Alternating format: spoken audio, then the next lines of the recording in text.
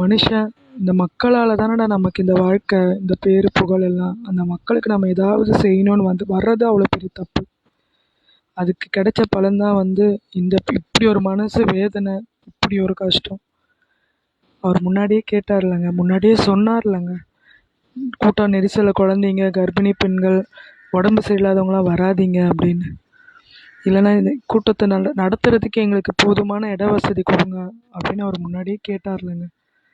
இந்த சம்பவம் நடந்த பிறகு அவரை குறை சொல்கிறது தப்பு தானேங்க.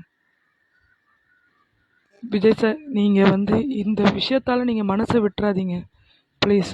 உங்களை எதிர்க்க இவ்வளோ பெரிய கூட்டம் இருந்தாலும் உங்களுக்கு சப்போர்ட் பண்ணுறதுக்கும் அதுக்கு மீறின ஒரு பெரிய கூட்டம் இருக்குது. ஸோ என்ன நடந்தாலும் மனசு விட்டுறாதீங்க. நீங்கள் எலெக்ஷனில் ஜெயித்தாலும் தோற்றாலும் எங்களோட ஃபுல் சப்போர்ட் உங்களுக்கு இருக்குது. மனசை மட்டும் விடாதீங்க விஜய் சார் ப்ளீஸ். என்ன நோக்கமோ அதை நிறைவேற்றுங்க.